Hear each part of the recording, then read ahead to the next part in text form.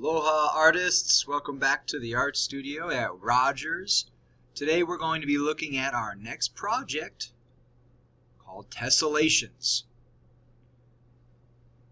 Stick around with me, we're going to go through a few slides, look at some examples, and learn about pattern and the art of M.C. Escher. Tessellation, I've already said it, you've already heard it. But here's the correct pronunciation.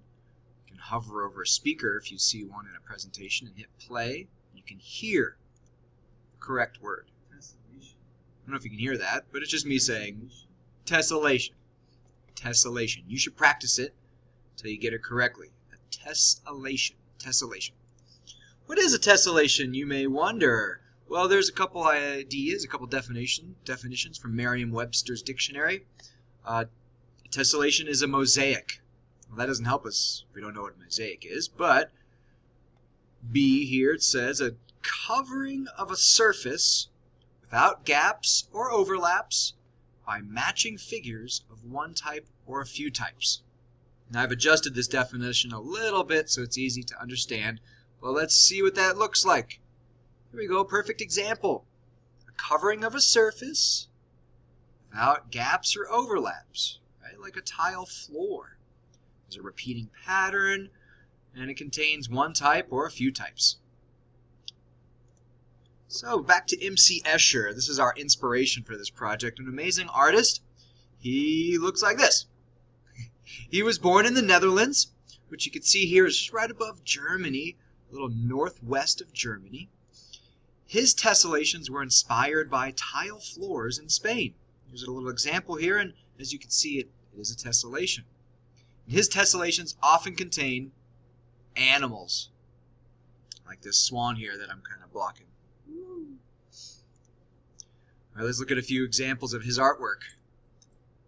Here's our first one. It's pretty cool. What animal do you see? How many? Is there one kind, or are there a few kinds in this artwork? I can see two kinds. I can see a yellow lizard-looking animal and the brown one as well. And they're repeating. They're not overlapping. They're the same. Here's another one. This one's called Liberation. It's really cool how he kind of has a transition in this artwork that goes from a regular geometric tessellation down here, just the simple shapes, transforms and becomes alive as these birds become more and more realistic and fly away. Really cool how he brings his artwork to life. So let's discuss. What do you see? Here's another Escher tessellation. What do you see? Write down what you see. Try to name an animal or a shape or something that you notice. What is interesting about this one? Think about things like size or shape, position, color. What do you see?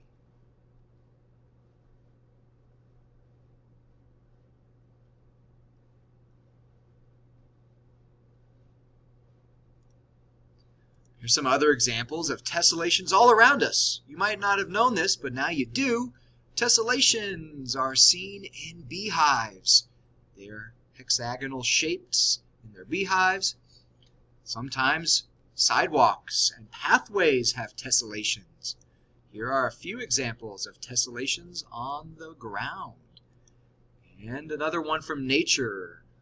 Pineapples have a tessellation pattern. Do you see other examples?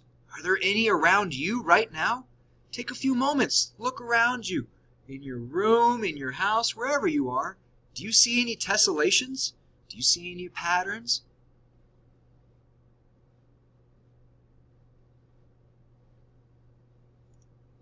Now here's our Schoology assignment. It's a lot to read, and I'll read it with you. Look at Escher's artworks, and then answer these questions. Name two elements of art in Escher's work. How are Escher's artworks different from a normal pattern? And how are they the same? Or how are they similar? Remember the 7 elements of art: line, shape, color, value, form, texture, space. On the same paper that you used to answer the questions, write down a few of your favorite animals. These will be used to guide the creation of your tessellation. Although your tessellation pattern may not look exactly how you expect, you can use your imagination to create something amazing. Submit a photograph of your Step 1 paper, which should contain the answered questions from above, as well as ideas or sketches of your favorite animals. The creation of our tessellation art will be posted next, but hopefully we can do this in class and in person. That's it for our intro into tessellations and the artwork of M.C. Escher. Although you may have seen some of his artwork before, I've shown it to you when we talked about form. Well, good luck. I look forward to your submissions on Schoology. Take care. See you next time.